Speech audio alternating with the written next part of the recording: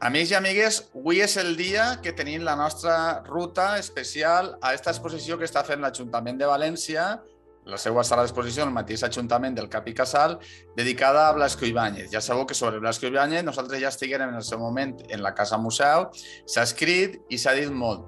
Però en aquest cas, i amb motiu d'un aniversari molt important com l'homenatge que li va fer la ciutat, la seva ciutat, a l'escriptor, doncs s'ha preparat una gran exposició, que és la que estem visitant avui. I per a parlar sobre aquesta exposició tenim amb nosaltres, tenim la sort de comptar amb nosaltres, a Emilio Sales, que és el director de la Casa Museu de Blasco Ibáñez i un dels comissaris de l'exposició. Molt bon dia, Emilio.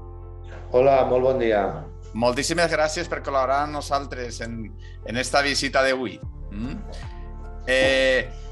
M'agradaria un poc que digueres com va néixer la idea de fer una exposició al centenari d'aquest homenatge a Blasco Ibáñez.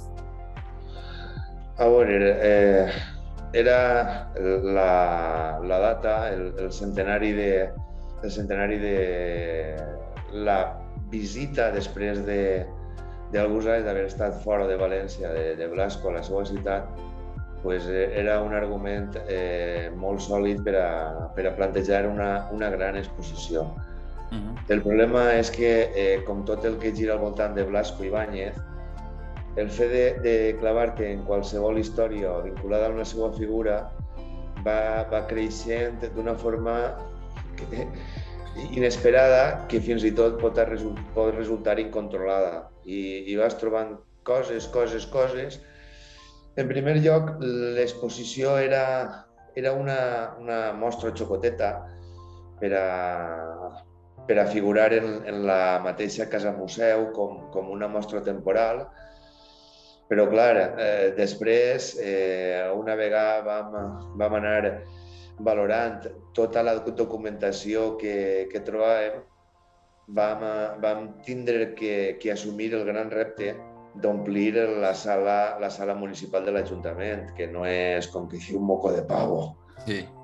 Ara que estàs parlant precisament de la Casa Museu i abans que entrem pròpiament de l'exposició, tu has dit que partís de la idea de la Casa Museu, que com hem dit hem visitat, i que sabem que és una Casa Museu que en aquests últims anys se li ha donat també, s'ha reviscolat molt, s'ha intensificat, no? S'ha recuperat moltíssim a banda de que existia, però vaja, que estàs fent un treball molt destacat.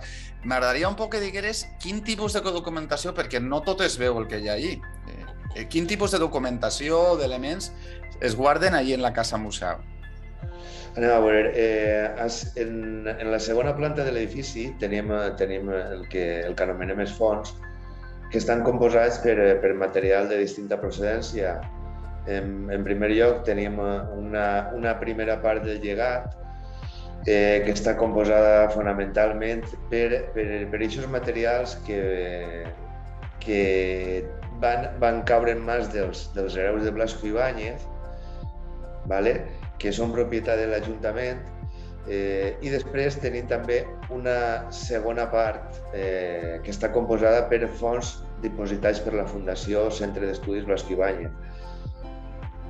És una autèntica llàstima i tot hi ha que dir-ho, que sí, que per a ell, per a Blasco Ibáñez, va ser una gran troballa el poder gaudir dels seus darrers anys de vida a la magnífica villa de Mentón de Fontana Rosa.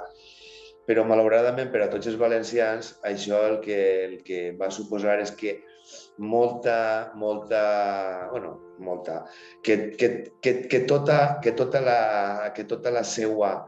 tota la seva diguem-ne, herència, tota la seva producció no quedarà a l'abast de tots els valencians. Es va quedar en Mentón, malauradament, torne a repetir. Després van succeir una sèrie d'aconteixements, tots ho sabem, de la Segona Guerra Mundial, i així tenim un fons bibliogràfic, un fons documental, que no és tot el interessant que podria ser amb un personatge d'una producció tan vasta.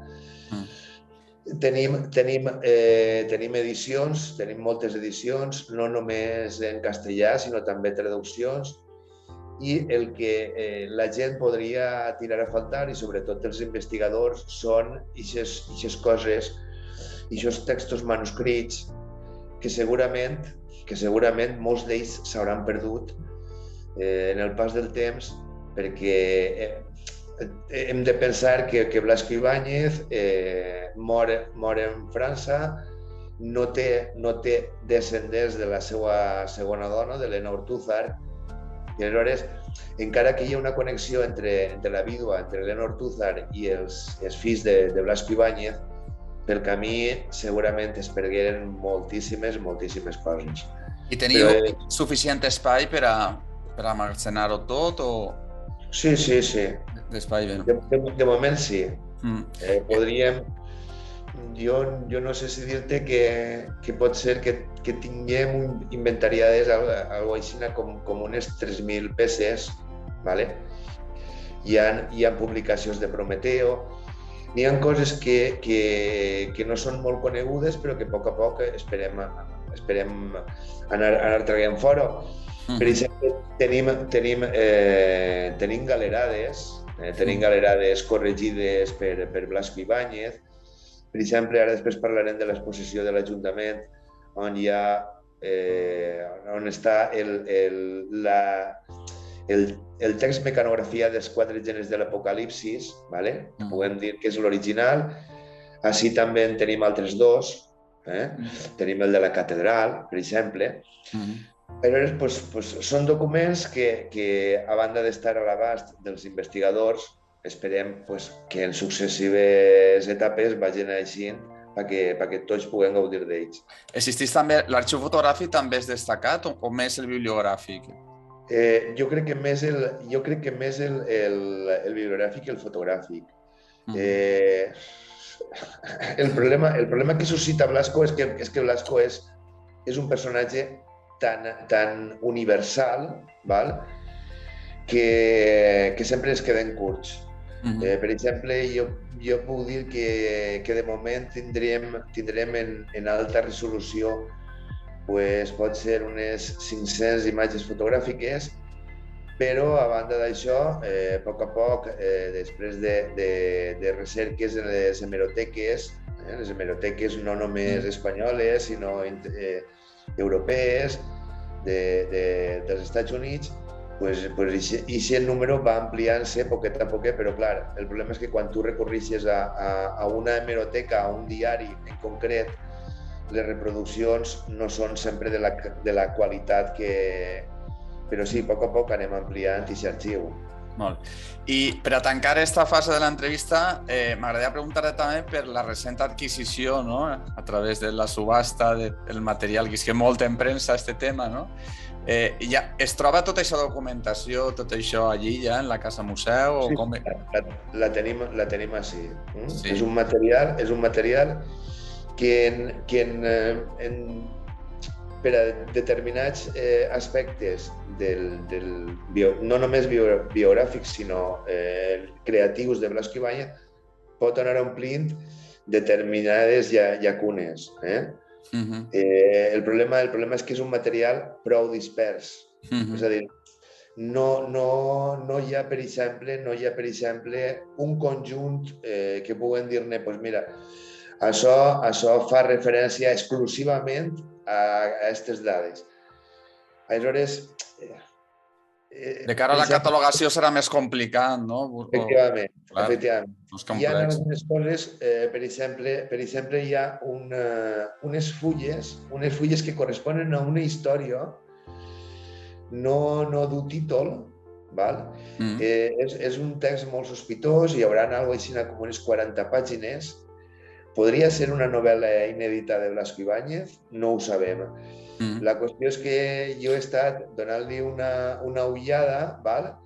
I té coses prou sorprenents. És a dir, que si veritablement es tractara de que aquests papers corresponen a Blasco Ibáñez, també tindríem una vessant prou desconeguda d'un Blasco molt fester, d'una perspectiva vital molt lligada a la gent corrent, a la gent del poble, Hem de pensar que ell fa públicament moltíssimes declaracions en successives entrevistes a periodistes de tot arreu i sempre està donant la seva opinió al voltant de temes de qualsevol tipus, per exemple literaris, i en concret ell fa referència a un tipus de literatura que triomfa en la seva època, que és la literatura eròtica, i ell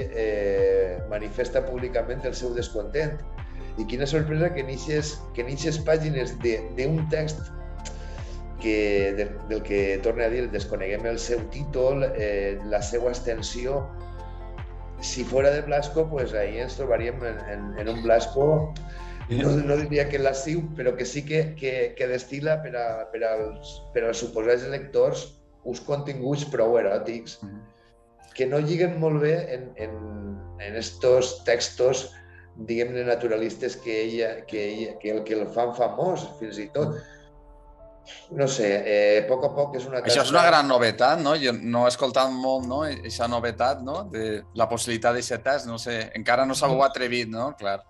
Sí, és una cosa prou atrevida, però clar, el problema és que és un text incomplet i el seu argument no es pot reconstruir d'una forma molt fàcil. Aleshores, n'hi ha moltíssimes vegades que només la tasca d'investigació i sobretot el treball d'hemeroteca és el que ens pot ajudar a completar aquests buits que de vegades en quan anem trobant en la vida de Blasco Ibáñez, que és una vida desbordant. Sí, no? Jo crec que tot el que estàs dient, nosaltres que hem estat allí, però jo aconsellaria als nostres alumnat que continuen anant a aquest museu perquè és sempre un cúmul de sorpreses, no?, el que poden trobar allí, no?, perquè no és una cosa sempre en la mateixa col·lecció, sinó que sempre aneu pegant voltes a tot el que teniu, no?, que val la pena repetir sempre.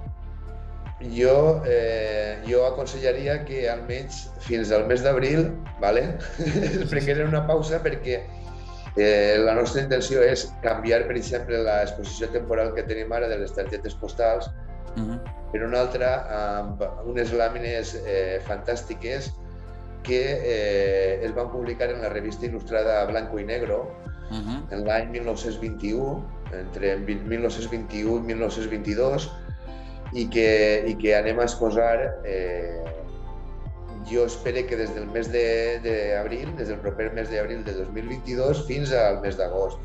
Són unes làmines fetes per un dibuixant magnífic, Narciso Méndez Bringa, i anem a celebrar aquest centenari de la publicació d'una novel·la com El paraíso de las mujeres, que va néixer, que d'inici Blasco es plantejava com un guió cinematogràfic i que va acabar sent una novel·la no precisament de les més afortunades de Blasco. Molt bé. Jo crec que s'han donat molts detalls ja de la Casa Museu i anem a entrar ja al que és l'exposició, no?, que ens ocupa avui, que estem visitant. Has dit que partís un poc de vosaltres, l'esdeveniment era conegut, que és prou conegut, no? El que és l'esdeveniment no és una innovació, però sí com heu tractat l'esdeveniment, no? Què innova l'exposició respecte a un fet conegut com este? L'intentar anar un poquet més enllà de les típiques descripcions fotogràfiques que apareixen en internet. Blasco Ibáñez està, entre cometes, un poquet cremat davant de la difusió massiva de les xarxes socials. Hi ha en castellà, una avalanxa, no? Una llau de fotografies. Hem intentat situar l'esdeveniment, la setmana d'homenatges, en un context molt precís, però donant-li també una projecció dinàmica, és a dir, el per què València li tributa aquesta sèrie d'homenatges. Hi ha un abans i hi ha un després. Jo crec que una de les coses que no són massa conegudes de Blasco. La gent sí té una noció del Blasco que escriu La Barraca, que escriu Flor de Mayo, que escriu Cañas i Barro, però Blasco Ibáñez és un personatge que transcendeix els límits cronològics i hi ha una transcendència de la figura de Blasco Ibáñez que en l'exposició queda reflexada en l'última sala, que pot donar la impressió de que queda un poquet buida, val? És on parlem del museu, del folklore. És una idea que llança Blasco en la seva vinguda a València. Blasco està compromès. El problema que té Blasco és que té tants compromisos als que atendre que no pot fer front a tantes coses. Però així com passa en el Museu del Folklore, una vegada mort Blasco, la seva memòria dona peu a una literatura, i el terme literatura no l'utilitza, no l'estic emprant en el seu sentit textual, però sí que hi ha una sèrie d'esdeveniments des de 1928 fins al començament de la Guerra Civil que fan pensar que Blasco Ibáñez és un autèntic ídol, és un mite. La seva llegenda traspassa les fronteres temporals.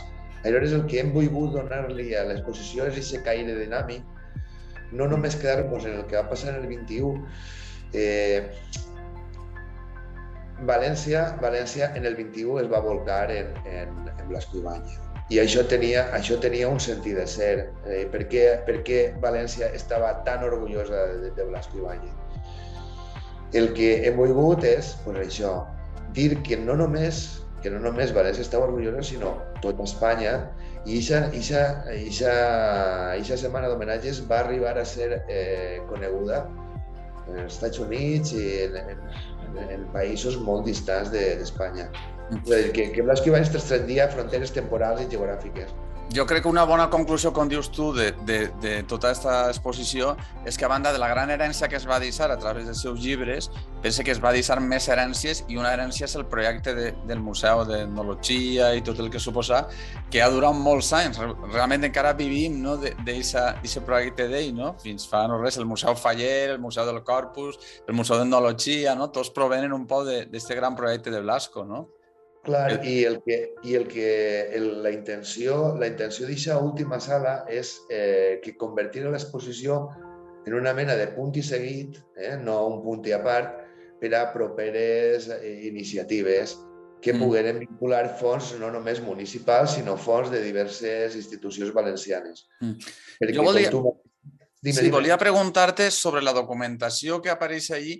Quina és la documentació que consideres tu més interessant, en el sentit, tot és interessant, clar, que s'ha exposat poc o resulta innovadora?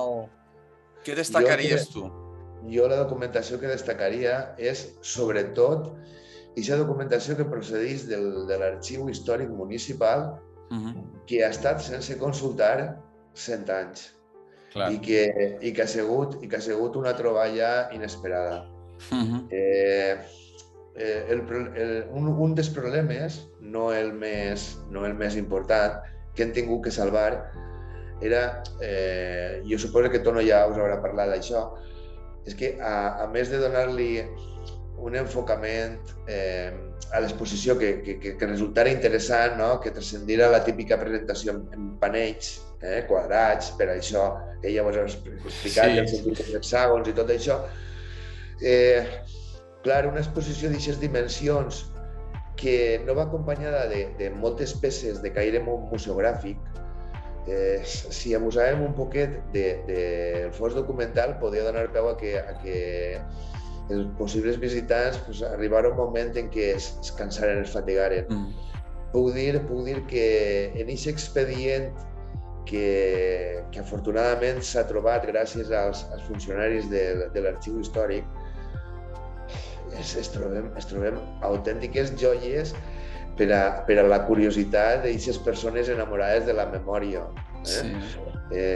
Si visiteu l'exposició us trobareu en unes maquetes de carrosses que Sí. així s'han desfilada. Això hem estat nomenant tant tono, no? Que això... Perquè al final la gent entén les coses quan les veu, no? Quan les visiona, no? Pues el més curiós és uns documents, crec que són 3 fulls que pertanyen a aquest expedient de les celebracions, on apareixen enumerades totes les tendes, tots els establiments de la ciutat en aquella època, per on passaven les carrosses, és a dir, tot l'itinerari de les carrosses passa per el carrer tal, i en tal carrer està la tenda esta. No sé si aquesta espècie de llistat d'inventari el faria algun funcionari de l'Ajuntament pensant en, no sé, en qualsevol tipus amb expectatives d'obtindre algun rèdit, no sé, com passa en els llibres de falles, que fiques publicitat i apareixen...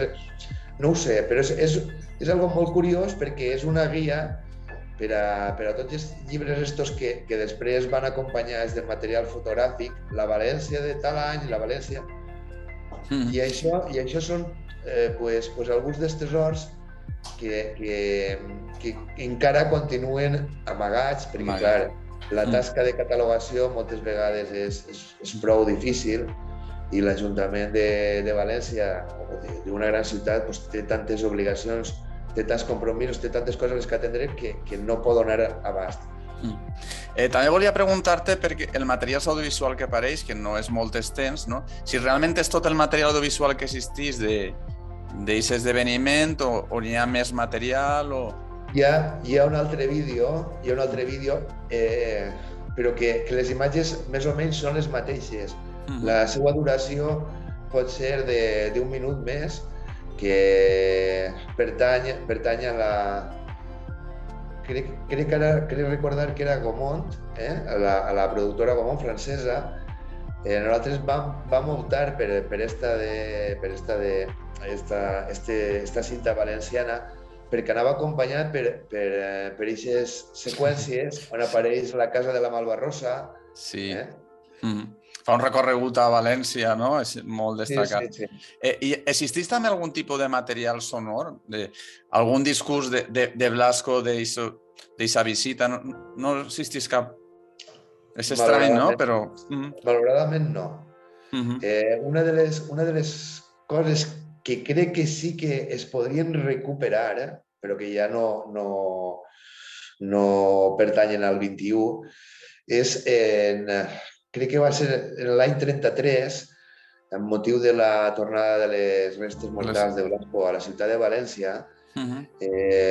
Es fa a la ràdio el que abans era la SER, així a València es fa algo així com una setmana d'homenatges on intervenen especialistes en l'obra de Blasco Ibáñez, però clar, es tracta de testimonis indirectes. La veu de Blasco no... És estrany, no?, que un esdeveniment tan transcendental, no?, i que té tanta repercussió que algú no gravara o que no s'hagi conservat algun extracte, no? Però pensa que estàvem en aquella època estàvem encara en el cine mut. Sí, no? Sí. Molt bé. La veritat és que és una exposició, crec que molt destacada. Comentàvem, Antonio, que encara que no és una gran sala, no és un gran espai, però la veritat és que queda molt clar el discurs que s'exposa, no? La introducció en destacar que és molt important per a que s'entenga com arriba a ser Blasco i ser personatge tan universal, no? Aquest recorregut que deixa de ser el polític discutit per uns i apassionat per uns altres, no? Per a ser un personatge universal. Crec que està molt bé aquesta introducció i després este final de l'herència, no? Vull dir que l'exposició no és simplement un pas per a l'esdeveniment, sinó que molt més, no? I això crec que és molt interessant. Jo, del teu treball, subjectivament, en què et quedaries de tot el treball que has fet, en el que t'estimaries més una vegada que has vist els resultats, o de quina escena determinada, quin document que està allí, quin element destacaries subjectivament, perquè... A veure, jo he de confessar dues coses. La primera, l'exposició esta, quan jo la plantege inicialment, no té res a veure amb el resultat final. Val? Jo he de confessar que ha estat un plaer enorme, que m'ha servit molt per a dependre l'haver pogut tindre un cocomissari, que li dic jo, que és Tono. Val? Jo he gaudit moltíssim. Ell també s'ha dit que ha gaudit moltíssim d'estar en tu perquè tu has aportat uns ingredients que ell no tenia. I jo ja t'he dit que ha sigut una cosa interessantíssima. Després, subjectivament, una de les coses que m'ha permès aquesta exposició és i així vaig a ficar, no sé si vaig a ficar un punt discordant, no? La gent no sap que aquestes celebracions van estar a punt d'anar a pique. És a dir, hi ha un moment en què l'Ajuntament de València decideix reprendre una iniciativa que teòricament estava aprovada en l'any 1906, que és la de batejar el carrer... El carrer de la Reina, no? La plaça de la Reina. La plaça de la Reina, amb el nom, a batejar-la amb el nom de Blasco Ibáñez. I hi ha un moviment hostil, en aquella època capitanitzat per el Diari de València, per sectors més conservadors, que s'oposa a aquesta mesura. Val? Clar, Blasco Ibáñez representa el republicanisme, el laïcisme, enfront dels valors conservadors, pàtria... Aleshores, està tot a punt d'anar-se a pique perquè intervé el governador cívic. Aleshores, no sé, estos fets a mi m'enllastimen perquè hi ha una confusió entre el que és i el que hauria de ser.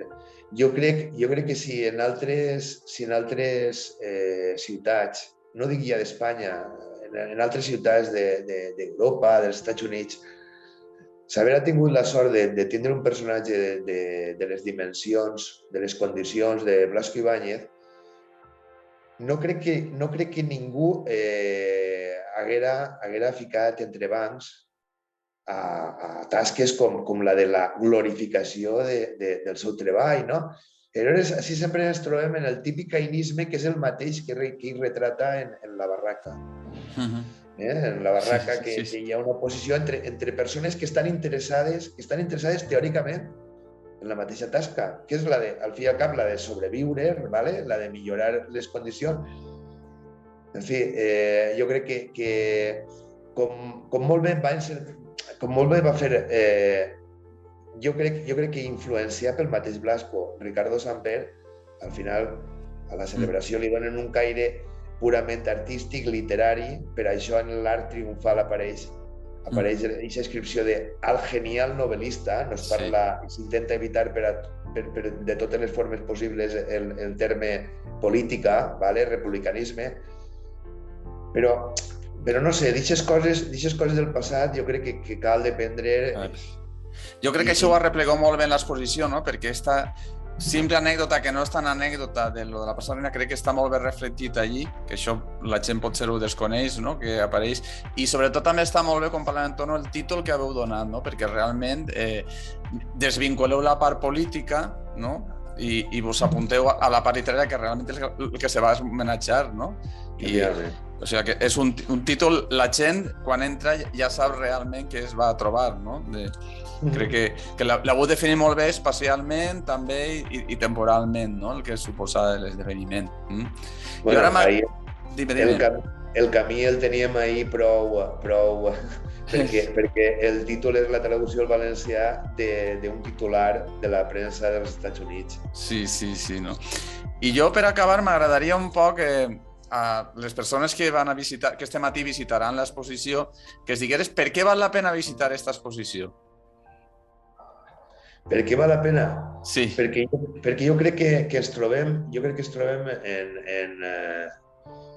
en una època que personalment a mi, quan més aprofundisc en ella, em resulta més interessant. A veure, en un moment determinat del plantejament de l'exposició, pensem anar més enllà de Blasco Ibáñez i anar més enllà per a retrobar-nos en la València del 1921. No sé si haurà quedat el suficientment plasmat aquesta idea en les fotografies que apareixen en els itineraris de cada dia. Val? Però ja t'he dit, és que Blasco pot ser l'element vertebrador de tota la memòria històrica d'un període concret de la nostra València. I aleshores crec que no cal deixar-lo de banda ni arraconar-lo, perquè més enllà de les opcions ideològiques de cadascú, Blasco sempre ens ofereix l'oportunitat d'anar més enllà i de conèixer al fi i al cap el nostre passat. Sí, podem afirmar sens dubte que Blasco Ibáñez és únic, no? Perquè no hi ha cap personatge de la història contemporània valenciana que hagi aconseguit, no? Tantes persones a favor i tantes en contra, però que acaba vertebrant per a favor i en contra tota una societat, no? Retrobant-se a partir de Blasco podem retrobar realment el que ha sigut l'evolució de la societat, no? Sí. I no s'entén, jo crec que ni cap polític contemporani ha tingut tantes persones, tanta acceptació, no? ni tants seguidors, no? en el món com Blasco Ibáñez. A vegades no som conscients d'això, no? Que sobretot les diferents vessants, no? de Blasco Ibáñez, que no sé si és polièdric, jo penso que no és polièdric, que calia inventar una figura geomètrica amb un miler de cares, no? per a entendre Blasco Ibáñez. Estudiant una sola no s'entén realment tot, sinó que és un conjunt molt gran. La veritat és que, Emilio, estem contentíssims que hagis col·laborat, que s'hagis contat aquestes novetats que no sap molta gent, com este llibre, no? Que hagis comentat també tot el treball que esteu realitzant allí. Nosaltres no tardarem en repetir la visita al museu, perquè jo crec que fa ja uns anys que anàrem i crec que hi ha un canvi molt gran, i estarem allí prompte també, saludant-te si pot ser, en persona. Esperem que sigui a partir d'abril. Digues, perdona? Esperem que sigui a partir d'abril. Sí, de segur que serà a partir d'abril. I res més, agrair-te la teua presència, la teua amabilitat i enhorabona per l'exposició, tant a Tono com a tu pel treball que heu fet que un simple esdeveniment ens ajuda a explicar i a reflexionar al voltant de la història dels valencians i de les valencianes. Moltíssimes gràcies, Emilio. Vale, moltes gràcies a vosaltres.